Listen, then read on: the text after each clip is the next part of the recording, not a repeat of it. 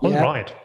So, this next point is about the insight, which is quite fundamental. Wouldn't you agree? Well, I'm gonna share with you a visual with everybody that I put together last night. Um, it's this little example here of all the different ways that people, certainly it's not all the different ways, it's a tiny handful of ways that people think of insight, that they think of this experience of aha, or I finally got it, or I see that more clearly now. So the idea behind this little assembly of light bulbs and gear wheels and brightly colored keys landing in people's hands is that it almost always starts as an aha in terms of a picture. When people say, I see that more clearly, right? Yeah. And that is the kernel of the experience, because it's in those moments that the story can really shift. We can get unstuck. We can become more mobilized. And that's when people really experience those kinds of connection and bonding, because they've done something together. They've realized, oh, it's different than the way I was holding it in my mind. So those are precious moments. Those are really exciting moments when those happen in terms of group cohesion and moving forward, right? Mm-hmm. But isn't it easier to have those insights when you have the things that you want to agree on visualized? You have them on a board that are actually accessible that way. Yes, and this is no small distinction, because due to the fact that how we evolved by being able to see things with our eyes in conjunction with our mind and our recall and our imagination. So it took us a long time to get to the point where there were big, huge parts of our reality that were invisible, that you couldn't necessarily see with your eyes. So we need to make those parts of our reality all the more visible in terms of our whiteboards, in terms of our timelines and our schedules and our spreadsheets. We have so many tools that we use to make things that are invisible visible. Perhaps one way to think about it is having things within your radar, right?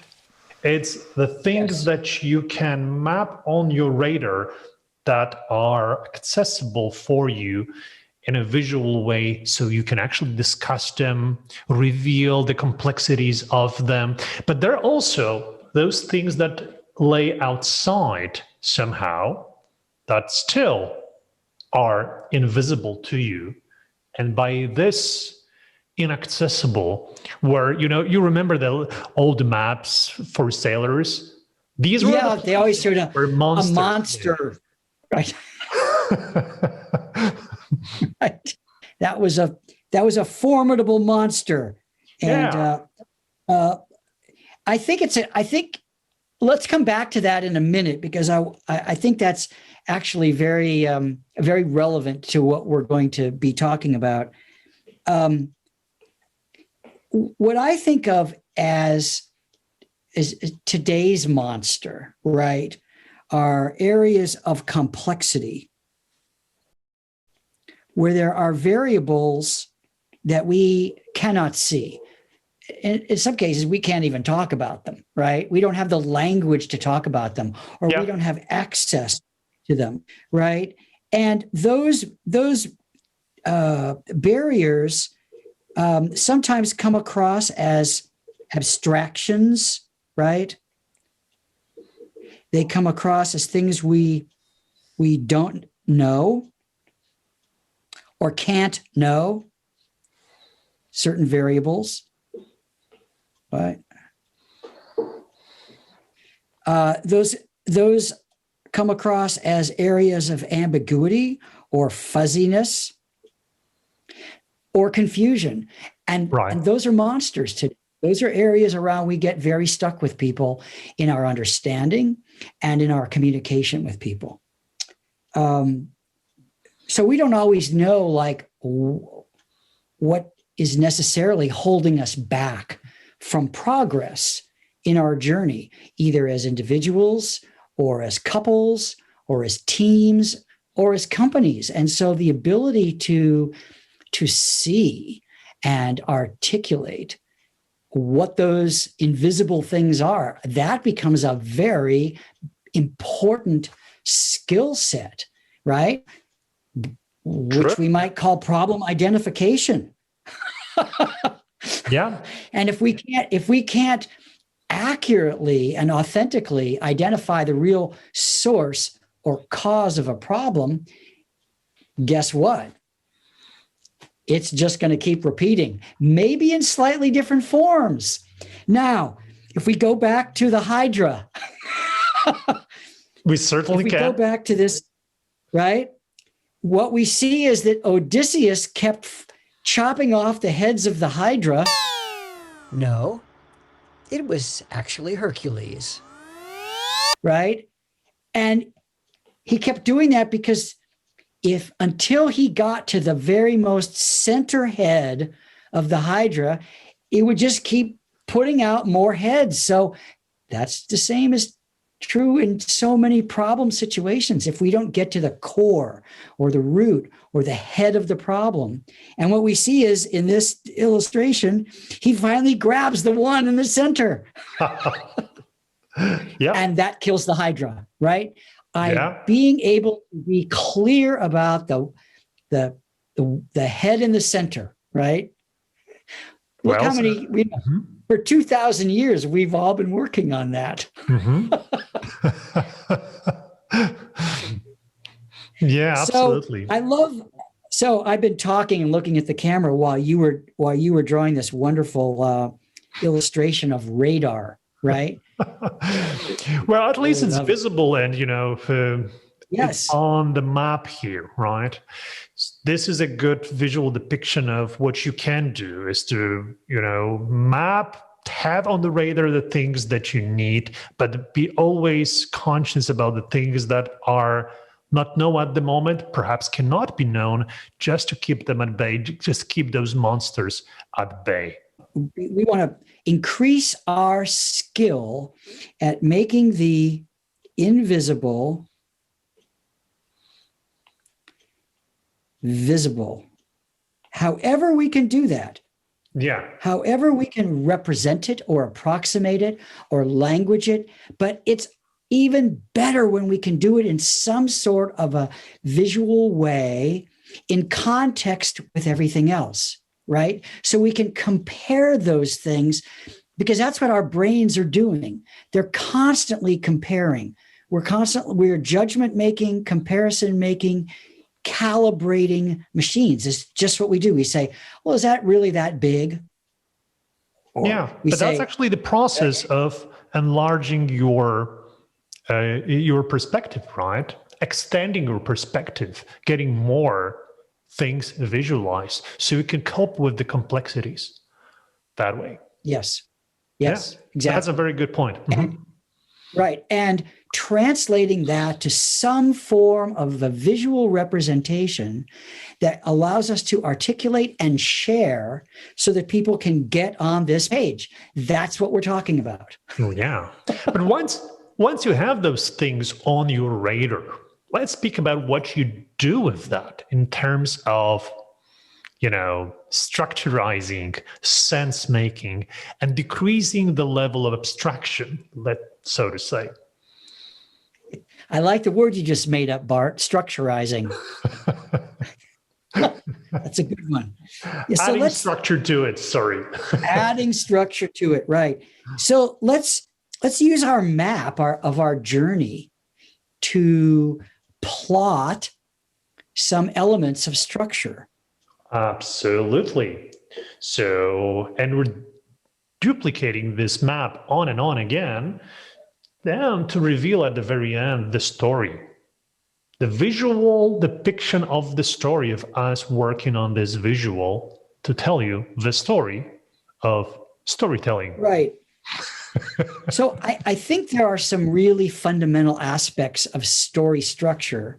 I mean, you could go to a storytelling course or a storytelling seminar, but from our standpoint, we're going to make it even more basic, right? I would say that we got primarily three things. We've got actors or subjects, and those actors and subjects are going to take actions. They're going to do things. And there are going to be outcomes of those actions, right? So when we look at this idea of the journey and the map and plotting those things, we want to fill out our map. We want to show them. That's what's going to help us do better in our thinking and our articulating and our communicating, is to show those actors, right? Yeah. Mm-hmm. On our maps. As I did now, right? These are the actors. Now, the actions we actually have, we can, getting across or around obstacles, that's an action, right? Absolutely. So you have the obstacles here, getting across them, that's the action.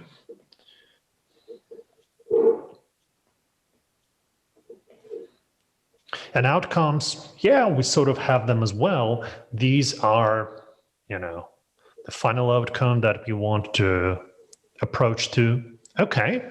But also there's one thing more on this visual, is that this space is already mapped into slices, 1, 2, 3, 4, 5, right? And it can be divided into smaller spaces in order to deal with the complexity of the entire map in a more easy way, right? So to say, let's dive deeper into C2 and speak about how to deal with obstacles in that area.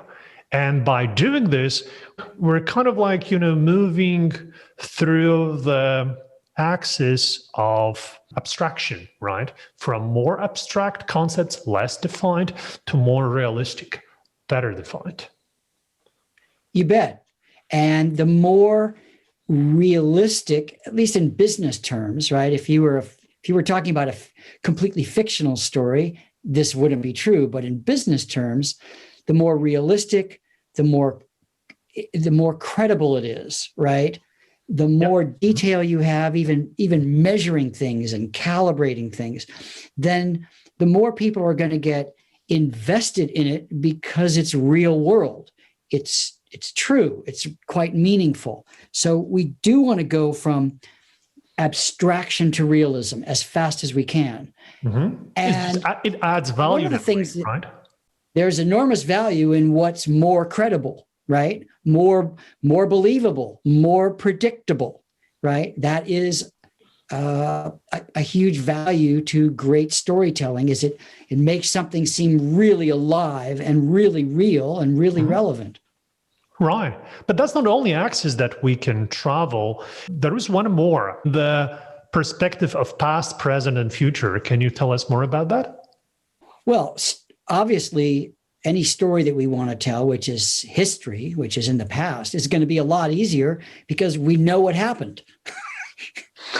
Not always, not to a level of detail, but you had the picture of the Uruk tablet and the huge console, and these are all things that took place and they're real. So we don't have to worry so much about it because it's in the past.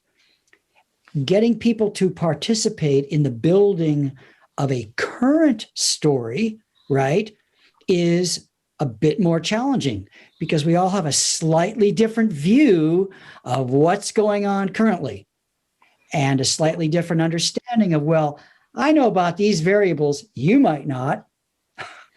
But it's even more difficult to tell a really accurate, credible picture of what's going to happen in the future because there are so many things we don't know. And if you line up 100 financial analysts and you say, what do you predict for the future?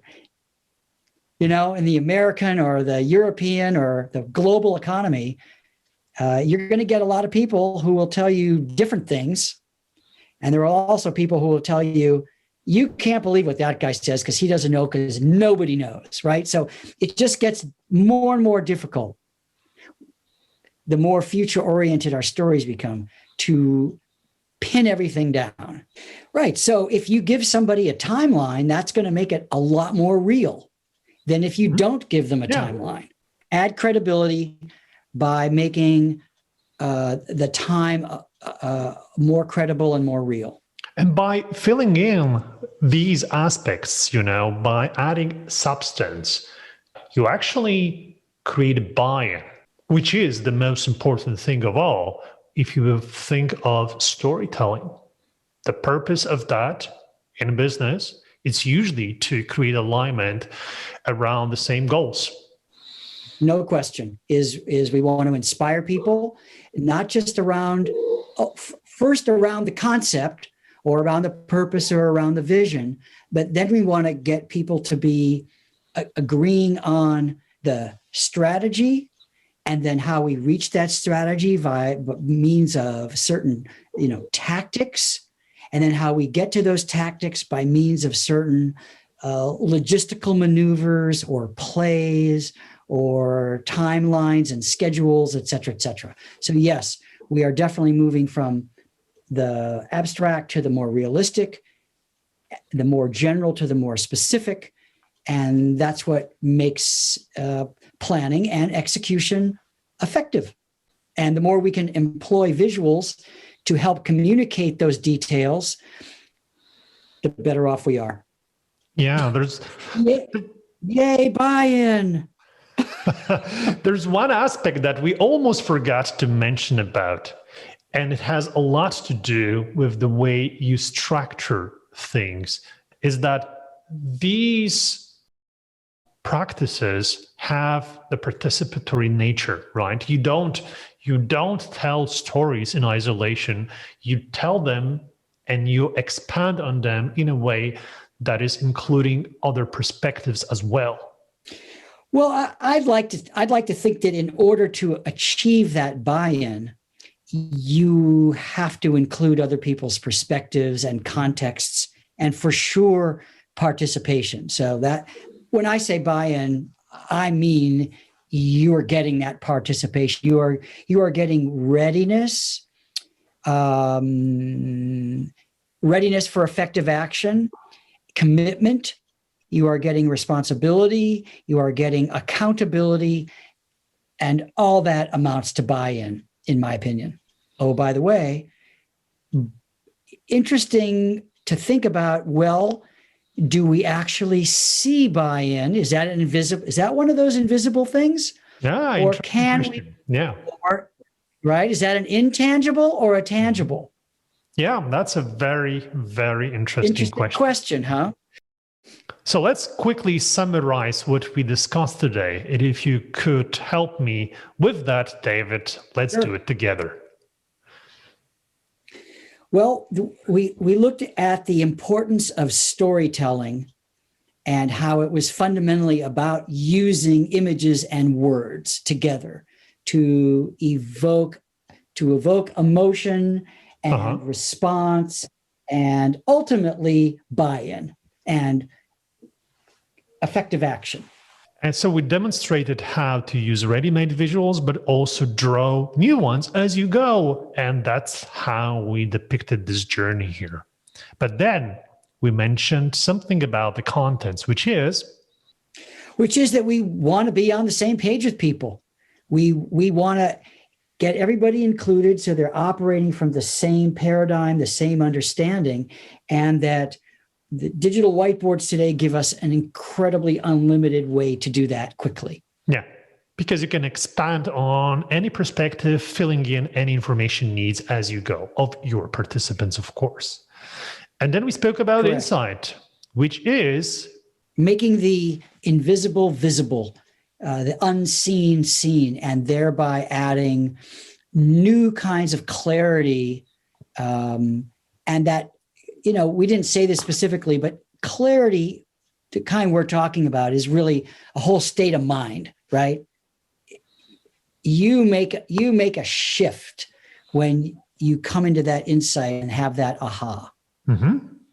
But it starts with a perception, and it being fundamentally a participatory process that leads to a collective sense of ownership, responsibility, readiness, accountability, etc., which we lump into this big idea called buy-in. And this all together, I hope we were able to demonstrate using a whiteboard as we went through the story of one-way sharing. That was fun, David. Thank you. All right. Till the next time. Till the Practice, next time. practice, practice, Yeah. practice.